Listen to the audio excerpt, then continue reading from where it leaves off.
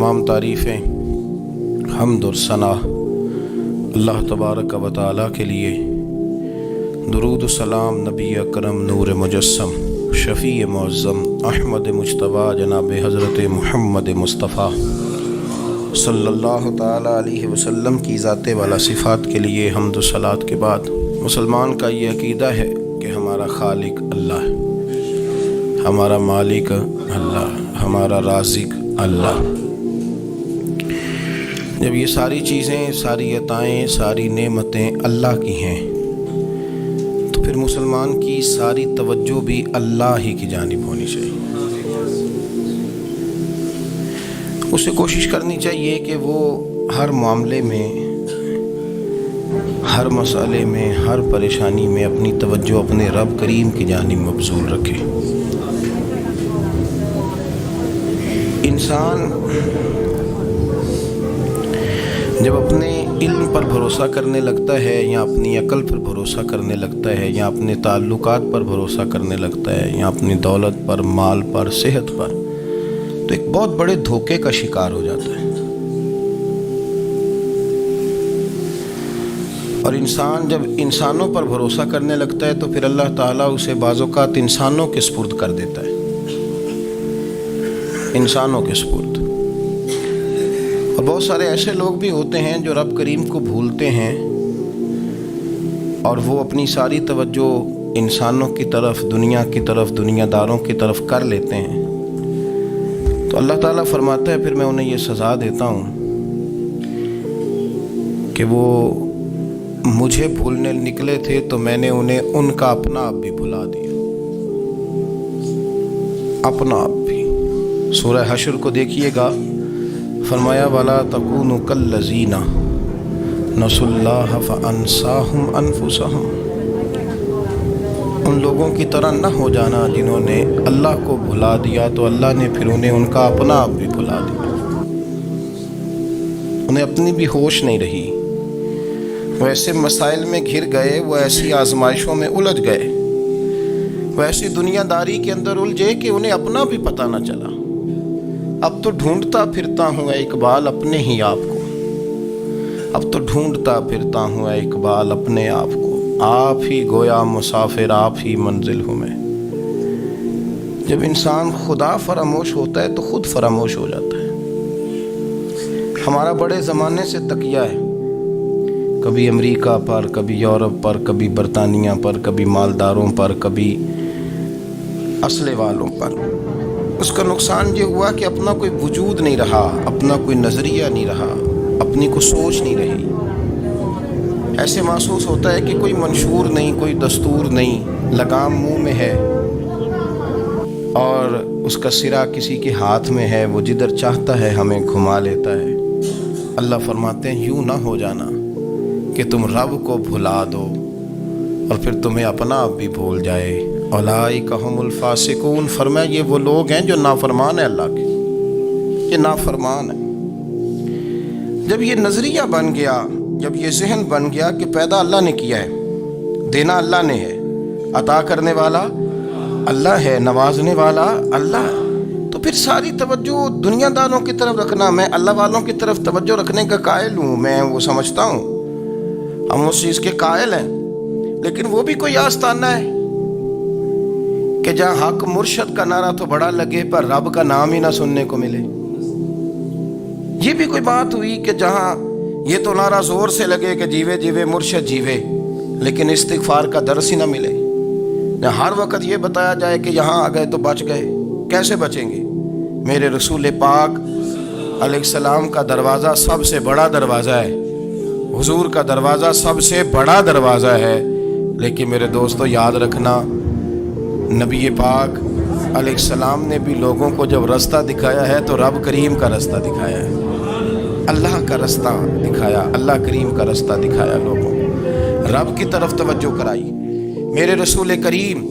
सैयद आलम सल्लल्लाहु ताला अलैहि वसल्लम ने लोगों की अल्लाह की जानिब तवज्जो कराई और लोगों से ये कहा कि वो अपने रब करीम की जानिब अपना जहन रखें, अपनी तवज्जो अपने अल्लाह की जानिब मबजूल करें।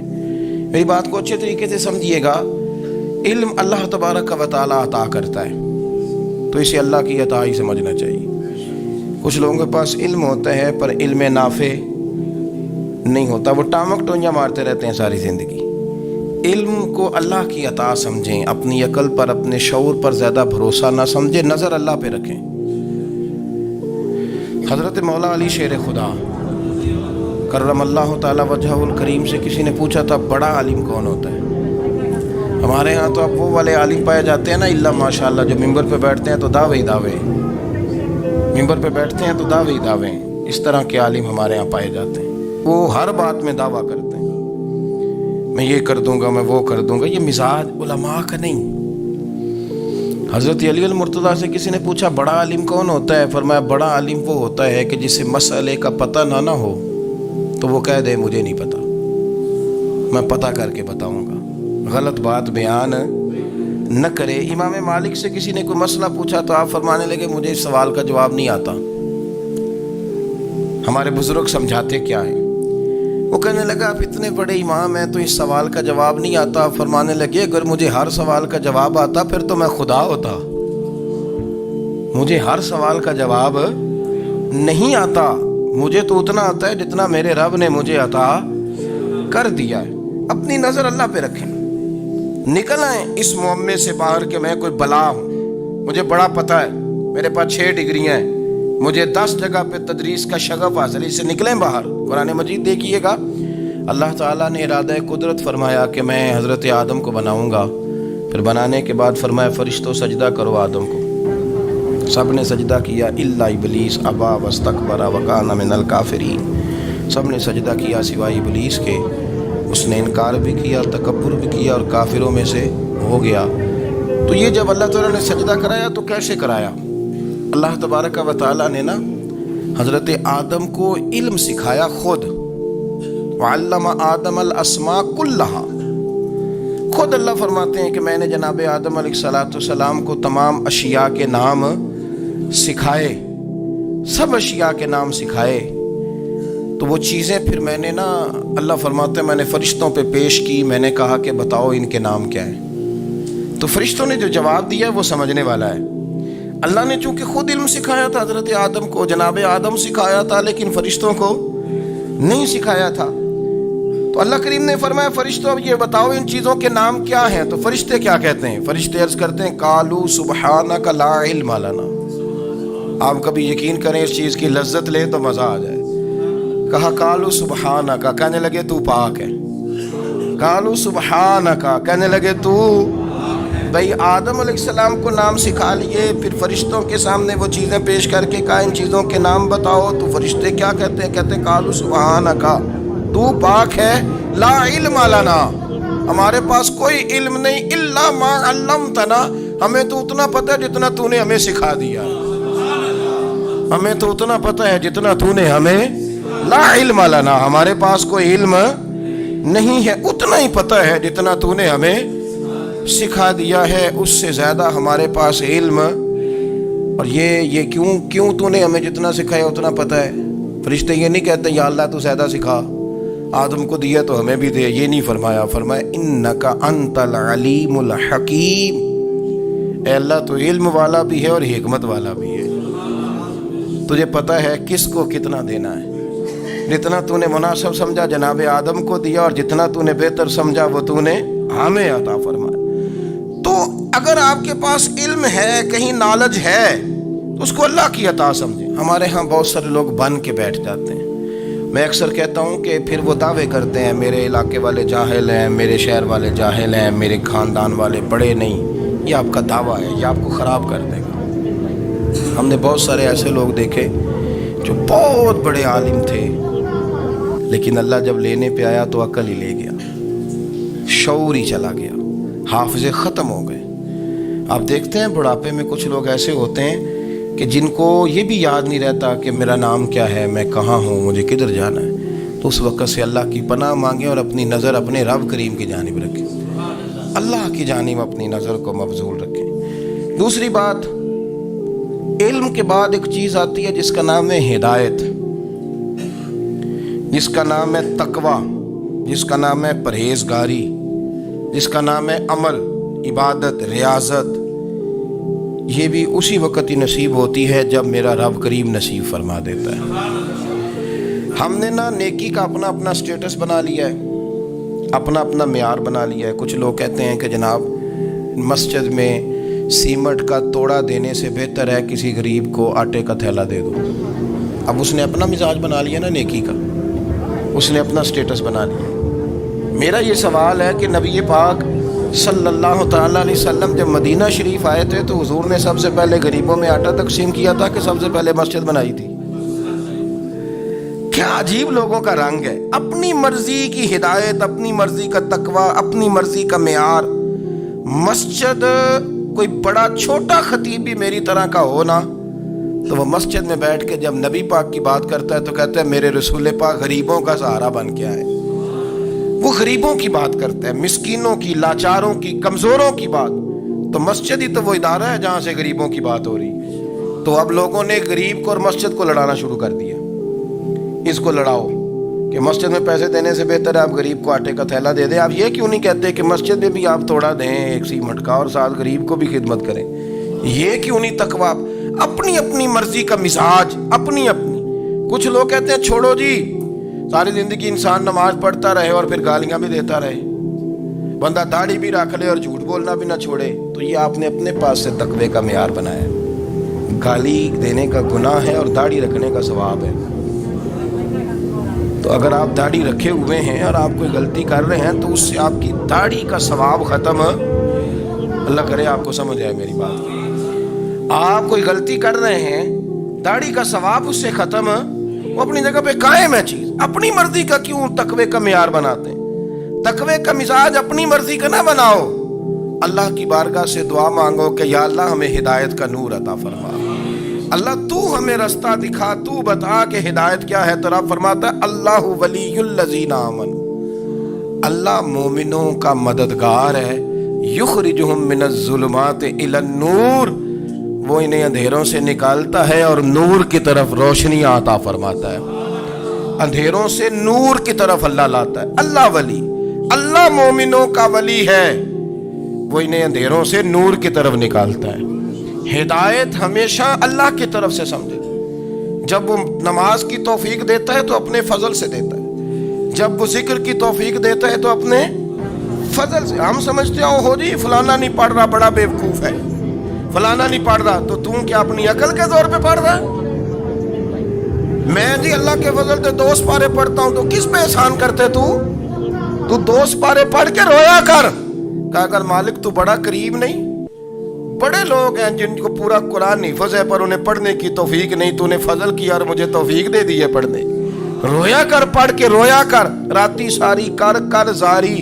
او نیند اکھاں تھی توندے تے فجرے اوہی گناہگار کہاون سب تو نیوے ہوندے۔ مہربانی کریں، ڈریں، نیکی کریں تو پھر ڈریں، پھر احساس پیدا کریں، پھر اپنے اندر وہ کمزوری لائیں کہ توبہ توبہ مجھے تو پتہ ہی نہیں، تو جانتا ہی نہیں۔ حضرت سیدنا امام اعظم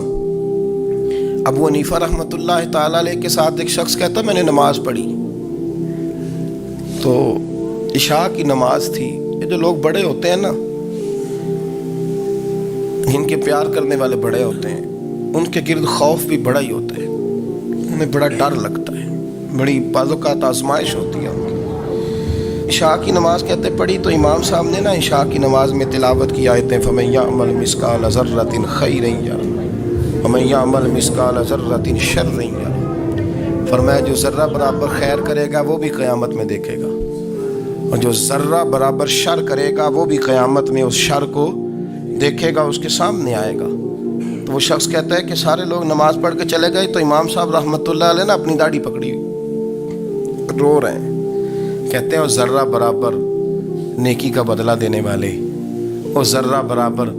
شر پہ سزا دینے والے میری سفید داڑھی کو دیکھ مالک، میرے ذرے ذرے سامنے نہ لانا، لوگ تو میری بڑی قدر کرتے ہیں دنیا، میں تو بڑا پہچانا جاتا ہوں، لوگ تو میری راہوں میں پھول لیے کھڑے ہوتے ہیں، مجھے بڑا نوازتے ہیں، قیامت میں رسوا نہ کر دینا، میرے لیے مشکل ہو جائے گی۔ وہ کہتے ہیں میں نے امام صاحب کا درد دیکھا، مجھے کوئی کام تھا تو میں چلا گیا، میں نے کہا کہ وہ اس وقت اللہ کے حضور حاضر ہیں تو میں دوبارہ آؤں گا، کہتے میں تہجد کا وقت آیا تو امام صاحب وہیں بیٹھے تھے اور ان کی داڑھی آنسوؤں سے بھری ہوئی تھی اور زور سے داڑھی پکڑی ہوئی، کہنے لگے مالک رسوا نہ کر دینا، قیامت میں رسوا نہ کر دینا۔ یار جو ہدایت یافتہ لوگ تھے وہ تو ڈرے ہوئے تھے، وہ تو سہمے ہوئے تھے، وہ تو کہتے تھے یہ اس کا فضل نہیں، اس نے بلا لیا، یہ اس کا کرم نہیں۔ حضرت باعزید بستامی کسی کافر کو دیکھتے تو رو پڑتے، کہتے مالک تو کتنا کریم ہے، یہ بے ایمان رہ گیا، تو نے اپنے فضل سے مجھے اپنے نبی کا غلام بنا لیا، وہ رو پڑتے۔ یہاں تو لوگوں کا دعویٰ ہی بڑا ہے، نمازی اللہ خیر فرمائے وہ تو دوسروں کو گھورتا ہے، وہ کہتا ہے جنت کا میں مالک ہوں، کنجیاں میرے پاس ہیں، میں کسی اور کو گھسنے نہیں دوں گا، اور اگر 2-3 حج کر لے تو پھر تو وہ کہتا ہے کہ اب میرے سے پوچھ کے لوگ جنت میں جائیں گے معاذ اللہ،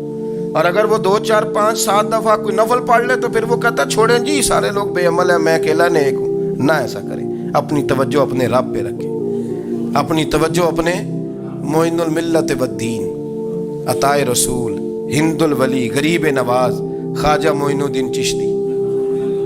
حضرت خواجہ اجمیر، شاہ اجمیر، والی ہندوستان، آخری عمر میں نا سارا دن روتے گزر جاتا، ساری رات روتے گزر جاتا، ذرا سی کوئی بات کرتا تو رو پڑتے ہیں، آنکھیں آنسوؤں سے بھری رہتی۔ کئی دفعہ اپنے بھی پریشان ہو جاتے ہیں نا کہ یار تو ایک بات کی جان ہی نہیں چھوڑ رہا، تو خواجہ قطب الدین صاحب بختیار کاکی سے لوگوں نے کہا کہ آپ مرشد سے بات کریں، اتنا بھی تو نہیں نہ رونا چاہیے، ہر وقت اس کے آنسو کی کریے، عاشق دا کام ہی رونا توڑا، تبھی نہ رویو نہیں منظوری، یہ عاشق سدا ہی روندا رہندا ہے، پاویں وصل ہوئے تے پاویں دوری، ہر وقت رونے کا کیا مطلب ہے؟ تو خواجہ قطب صاحب کہتے ہیں میں قریب گیا تو میں نے پیر دبائے، میں نے کہا سونیا لوگ تو کچھ بھی نہیں کرتے، تو نے تو کمال کر دیا، 90 لاکھ آدمی مسلمان کر دیا، دنیا کچھ نہیں کرتی، تو نے 50 سال ساری رات مصلے پہ بیٹھ کے رب راضی کیا، تو شہزادہ تھا، حضور کی اولاد تھا، لیکن معین الدین تیرا ایک پلاٹ بھی نہیں، تو نے طالب علم پالے، انہیں غریبوں کو دیا، انہیں نوازا، کوئی شے نہیں تیرے پاس، ہر چیز تو نے، ساری رات روتے ہو، سارا دن روتے ہو۔ تو خواجہ قطب الدین صاحب کہتے ہیں میں نے جب عرض کیا تو خواجہ صاحب مجھے گلے لگا لیا، چیخ مار کے روئے، کہنے لگے قطب الدین پتر داڑھی سفید ہو گئی، جانے کا وقت آ گیا، جو تو نے نیکیاں گنوائی ہیں وہ ہیں صحیح میرے پاس، پر یار کی بارگاہ میں پیش کرنے کے قابل ایک بھی نہیں، تو بارگاہ تو دیکھ کتنی بڑی ہے، رسول کریم کی بارگاہ میں پیش کرنے کے قابل ان میں سے ایک بھی نہیں، تو آستانہ دیکھ کتنا بڑا ہے، کیا پیش کروں گا، کیا عرض کروں گا حضور کی بارگاہ میں، کس طرح؟ وہ یار جو بڑے تھے وہ تو ڈرے ہوئے تھے، سہمے ہوئے تھے، وہ تو بڑی آزمائش میں تھے، لیکن میرا اور آپ کا رٹا 2 نمازیں پڑھ کے 6 نمازوں کا دعویٰ کرنا اور لمبی چوڑی کہانیاں بنانا اور اپنے منہ سے اپنی تعریفیں کرنا، اس سے تھوڑا باہر آئیں۔ رزق بھی میرا اللہ ہی دیتا ہے، علم بھی اللہ دیتا ہے، رزق بھی۔ بڑے بڑے فقیروں کو مالدار ہوتے دیکھا، بڑے بڑے مالداروں کو فقیر ہوتے دیکھا، بڑے بڑے، میرا ایک بڑا سخی قسم کا سجن ہے، بڑا پیارا ہے، میں اسے سخی مانتا ہوں، میں نے اپنی پریشانیوں کے دنوں میں بھی اس شخص کو سخی دیکھا۔ ایک دن رات کو مجھے ٹیلی فون کر کے کہنے لگا کدھر ہو؟ میں نے کہا میں گھر ہوں۔ نہیں اکثر سفر میں ہوتے ہو نا؟ اور میں نے کہا طبیعت کیسی ہے؟ ٹھیک ہے، بس حال چال پوچھنا تھا۔ میں نے سمجھایا، میں نے کہا یار یہ کوئی مسئلہ ہے، ورنہ رات کے 2 بجے کوئی حال پوچھنے کو فون تو نہیں نہ کرتا، کوئی مطلب ایسا تو مسئلہ نہیں نا۔ تو میں نے بیک کال کی، میں نے کہا یار میری بات سن، مسئلہ کیا؟ کہ نہیں کچھ نہیں دل کر رہا تھا۔ میں نے کہا میری گل سن، رہے ہیں اسی 4-5 سال کٹھے، میں تین جاننا، اصل بات کر۔ کہنے لگا مکان بھی بڑا ہے، سارا کچھ ٹھیک ہے، پر وہ بڑا ہی بے نیاز ہے، کچھ حالات اس قسم کے آ گئے ہیں کہ لوگوں کو بتاؤں بھی تو لوگ ماننے کو تیار نہیں، زیادہ نہیں، مجھے نا تھوڑے سے پیسوں کی ضرورت ہے، کوئی 15-20 ہزار اگر مل جائیں میری ضرورت۔ آپ یقین کریں میں روتا رہا ساری رات۔ میں نے کہا مہربانہ تیرا کس طرح کرانگ، اس سے لے کے زمانہ استعمال کرتا تھا، پر بے پرواہی ویخ نہ سجڑ دی،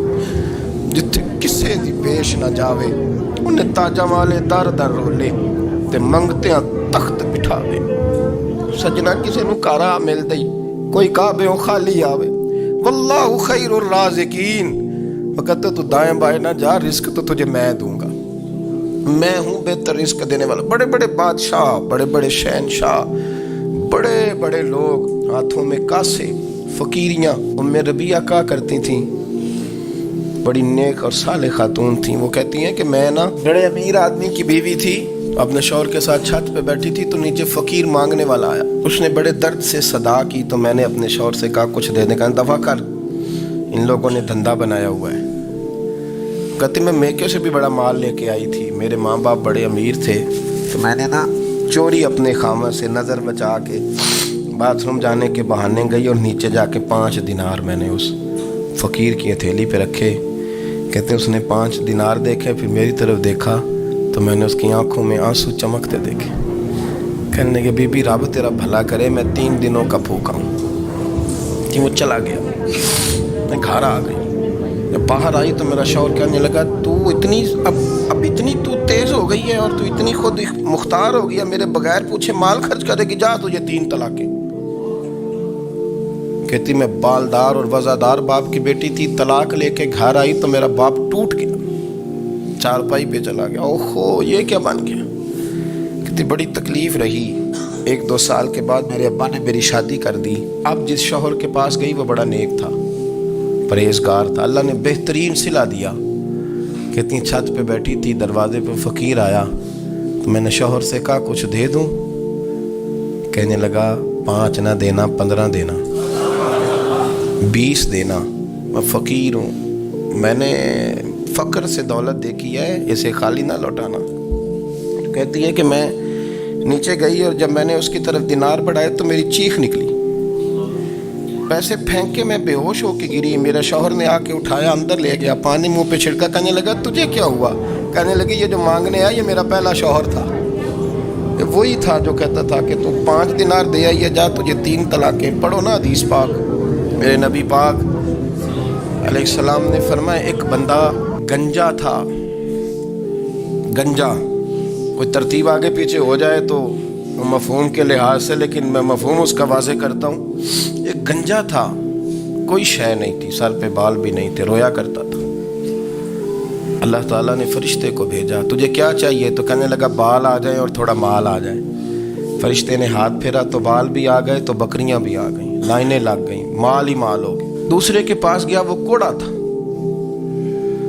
اس کو جا کے کہا کیا چاہیے کہنے لگا شفا ہو جائے اور کچھ اللہ تعالیٰ آسانی کر دے شفا بھی ہو گئی گائیں بھی دے دی بھینسیں بھی دے دی مال ہی مال ہو گئی پھر ایک کے پاس گیا وہ اندھا تھا تجھے کیا چاہیے اس نے کہا آنکھیں مل جائیں اور کچھ ساتھ اللہ مال دے دے اونٹ ہی اونٹ ہو گئے جب بڑا نواز دیا تو پھر مالک نے امتحان لینے کا ارادہ کیا یاری تیری سونا ہے پر آزمائشاں بھی تیریاں اگ آزمائشاں تیریاں صحیح کہہ رہا ہوں آزمائشاں تیریاں یاری تیری سونا ہے اور آزمائشاں تیریاں یہ سونا پرکھیا جام دائی پہلو نا لگاں دے لگ اللہ نے فرمایا آزمائش کرو سب سے پہلے گنجے کے پاس آئے اسے کہا اللہ کے رستے میں کچھ دیکھنے لگا میرے خرچے ہی بڑے دیکھو تو صحیح کتنی مشکل میں وقت گزارتا ہوں حال ہی کوئی نہیں تو اس نے کہا میں نے تو سنا ہے تو گنجا اور بھوکا ننگا تھا کہنے لگا میں تو جدی پوچھتی رہی سے اعظم ہوں تو یہ کس پاگل نے کہا ہے بھاگ جا اس نے کہا اچھا جیسے تو تھا ویسے ہی ہو جائے کھیت کھلیان اجڑ گئے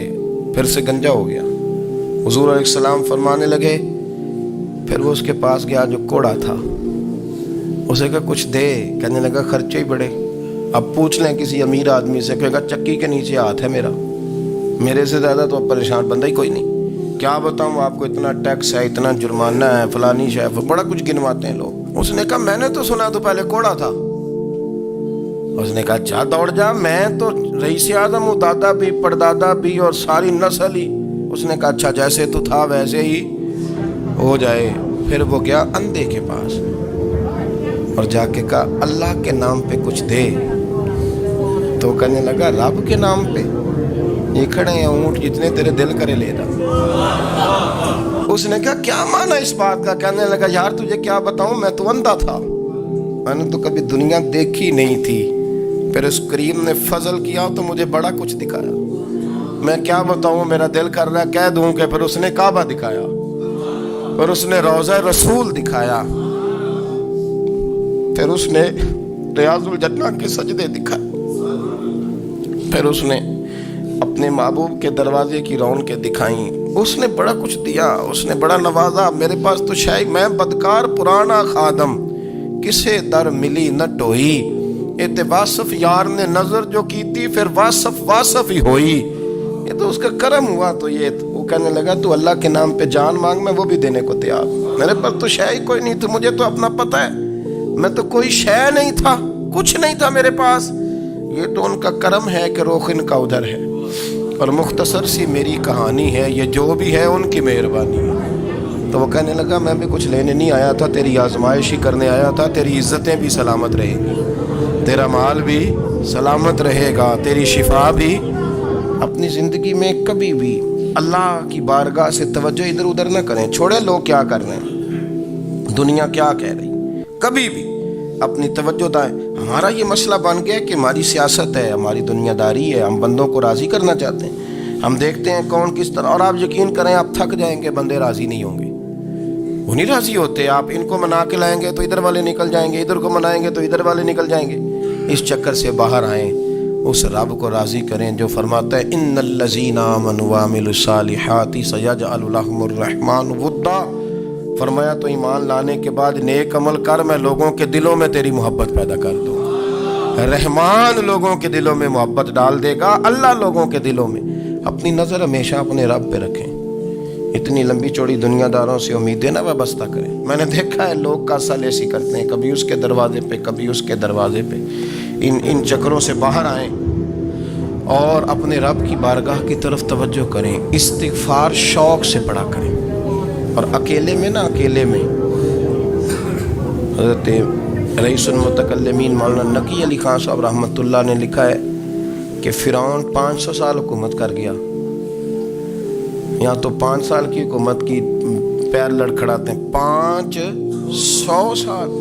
فرماتے اصل وجہ یہ تھی کہ دنیا جب سو جاتی تھی نا تو اوپر چادر لے کے تو مصلے پہ بیٹھ جاتا تھا اور ہاتھ باندھ کے کہتا تھا رب تو ہی ہے، میرا پردہ نہ کھولنا، مالک تو ہی ہے، کرم نوازی کرنا، میری پکڑ نہ کرنا۔ وہ بے ایمان ہو کہ اگر 500 سال ہاتھ باندھے تو گزارا کر لیتا ہے، تو ایماندار ہے۔